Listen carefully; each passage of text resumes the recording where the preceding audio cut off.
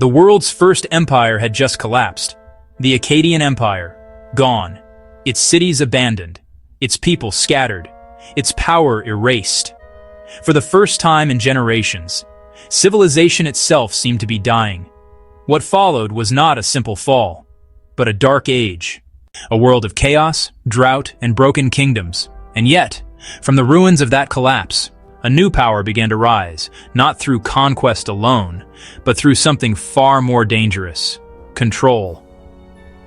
Around 2154 BCE, the Akkadian Empire didn't fall in a single moment. It faded, slowly, painfully. For a century, the Akkadian Empire had seemed invincible. Forged by Sargon the Great and expanded by his grandson, Naram-Sin, it was the world's first true empire, a sprawling dominion stretching from the Persian Gulf to the Mediterranean. Its power was absolute, built on the Fertile Crescent's abundance, a complex web of trade, and the unwavering belief in its divine mandate. The granaries were full, the temples magnificent, and the armies unmatched. It was a civilization that believed it had conquered nature itself. But nature was about to respond. The first signs were subtle, written not in cuneiform, but in the earth itself, in the layers of sediment deposited in the Gulf of Oman, in the rings of ancient trees, and in the dust settling over distant lakes. Scientists today can read the story of a sudden, catastrophic shift in the climate, a change that began around 2200 BCE. On the ground, it started with the winds, which began to carry not life-giving rain, but choking dust from the north. The sky, once a brilliant blue, turned a permanent hazy bronze. The great rivers, the Tigris and Euphrates, the twin arteries that gave Mesopotamia life, began to weaken. Year after year, the spring floods that replenished the soil were diminished, until they barely came at all. The intricate network of irrigation canals, the engineering marvel of the Akkadian state, became channels of dust. The water level dropped, leaving boats stranded and fields thirsty. The fertile lands that once fed millions turned dry. The rich alluvial soil, deprived of its annual silt deposit, cracked under the relentless sun. Salt, once flushed away by fresh water, crept to the surface, poisoning the earth and rendering it sterile. The fields failed, the barley withered on the stalk, and the date palms ceased to bear fruit. The foundation of the empire's wealth and power was turning to desert before its people's eyes. Without food, the empire could not function. The central storehouses, which held the surplus that paid soldiers, funded building projects, and fed the bureaucracy, emptied. Famine, a horror previously confined to myth and memory, became a brutal reality. The social contract, which promised sustenance in exchange for loyalty, was broken. The great cities of Mesopotamia, once magnets for humanity, began to empty. People fled the starving urban centers, searching for any patch of land that might still yield a crop, any source of water not yet turned to mud.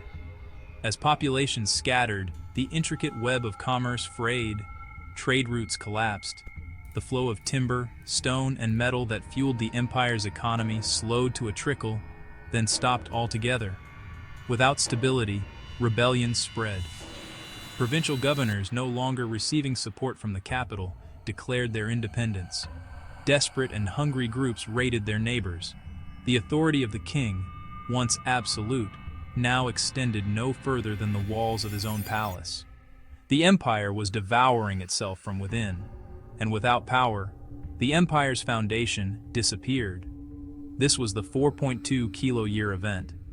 A massive, abrupt, and long-lasting climate shift that brought an unprecedented mega-drought across the Middle East, North Africa, and Asia.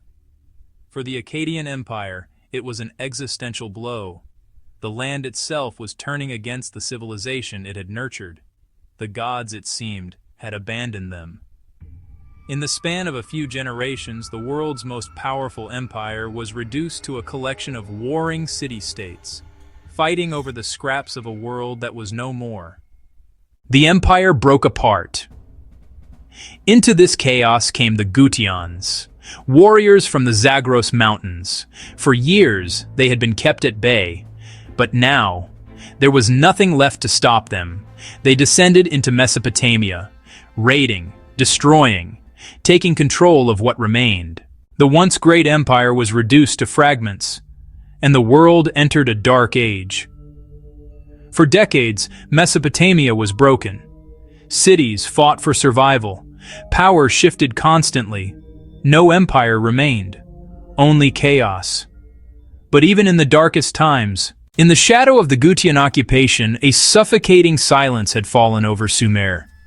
The great cities, once hubs of innovation and culture, were now hollowed-out shells, their people living under the thumb of foreign warlords. The gods seemed to have abandoned them, and hope was a currency more scarce than grain. But in the embers of despair, a single spark of defiance was about to ignite. Resistance begins not with the clash of swords, but with a refusal to surrender the soul. In the ancient city of Uruk, a man rose from the dust of his humbled civilization.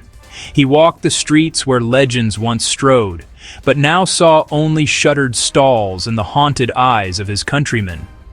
This was a city that had given the world writing and law, now reduced to a vassal state paying tribute to masters who only knew how to take. His name was Utu-hengal. He was not a king by birthright, but a leader forged in the crucible of his people's suffering. He saw what had become of the land, the cracked earth, the irrigation canals choked with silt, the fallow fields that once fed an empire. He saw the decay not just in the landscape, but in the spirit of Sumer itself, and he refused to accept it. He resolved that the story of Sumer would not end this way, as a footnote in the history of a barbarian horde.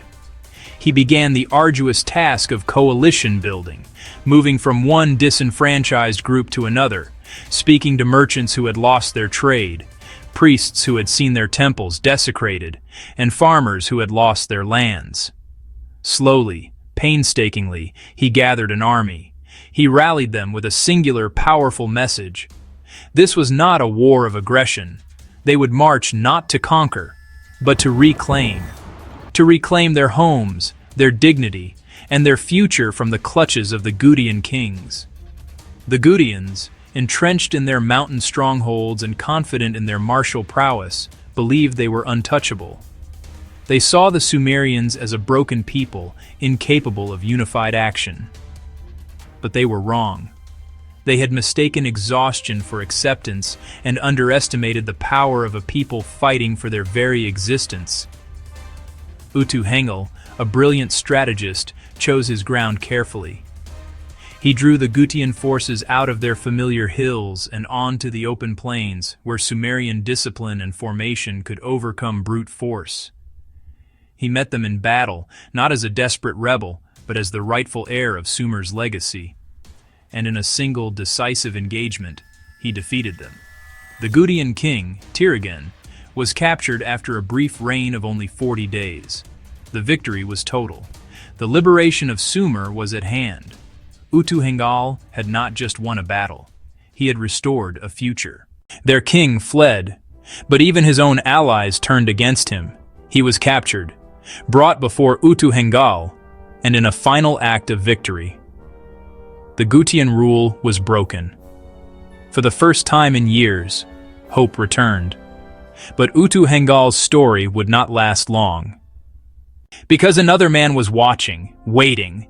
His name was Ur-Nammu, governor of the city of Ur, a man with ambition, a man with vision. After Utu-hengal's sudden death, power shifted, and Ur-Nammu took it. But he did something different. He didn't just take control. He rebuilt.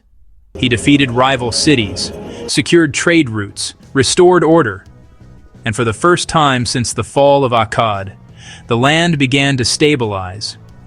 Ur-Nammu declared himself king, not just of one city, but of Sumer and Akkad. A new empire was born. But this new empire, rising from the dust of the old, would not be a mere echo of the last. The Akkadian model, built on the singular might of the warlord, had proven brittle. It could conquer, but it could not endure. Ur-Nammu, having witnessed the chaos of collapse, understood a profound truth the Akkadians had missed. He knew that an empire held together only by the sword would eventually be shattered by it. Power alone is not enough. Military force is a tool for crisis, not a foundation for society. To truly unify a civilization, to make it resilient against the inevitable shocks of famine, rebellion, and time itself, you need something more fundamental. You need order. Not just the rigid discipline of soldiers in a line, but a predictable, universal order that could govern the lives of farmers, merchants, and priests alike. A system that could function even when the king wasn't watching. And so, Ur-Nammu commissioned something truly revolutionary, an idea that would outlast his empire and shape the course of human governance for millennia. He created the first known comprehensive law code in history. Before this, justice was often a private and violent affair, a matter of personal vengeance, a blood feud between families that could spiral for generations, or it was arbitrary, subject to the shifting moods of a local governor. Ur-Nammu sought to replace the chaos of revenge with the clarity of the state. His code was groundbreaking in its preference for monetary compensation over physical retribution. Instead of an eye for an eye, Ur-Nammu's laws often prescribed a fine. If a man broke another's foot, he would not have his own foot broken in return. He would pay 10 shekels of silver. This shifted justice from a cycle of violence to a system of economic restitution, a crucial step in stabilizing society.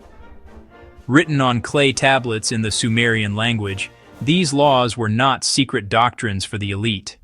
They were recorded for all to see, creating a public standard of conduct.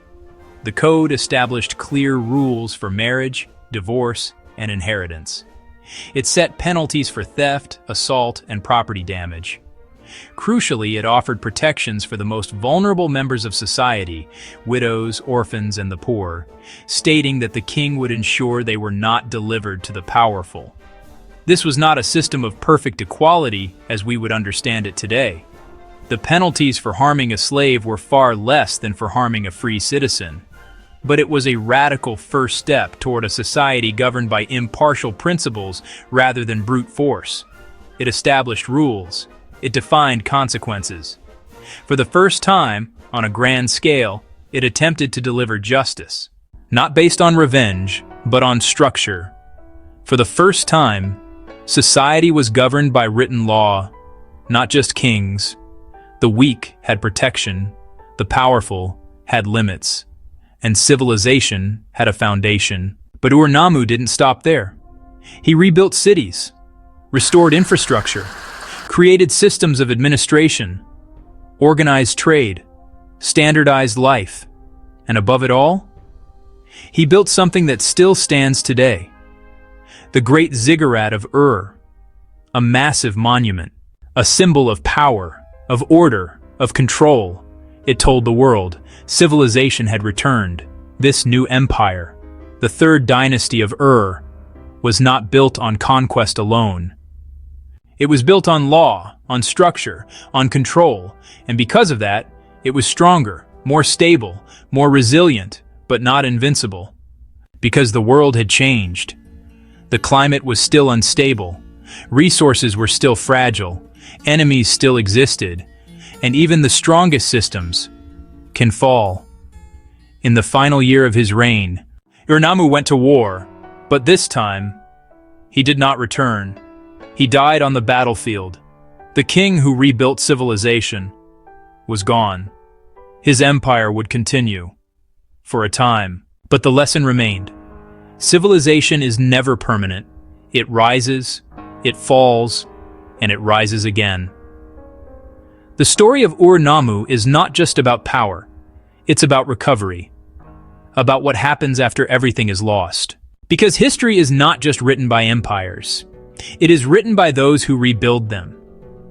If you want to explore more hidden stories of ancient civilizations and lost empires, make sure to subscribe, because history is full of mysteries, and we are only just beginning to uncover them.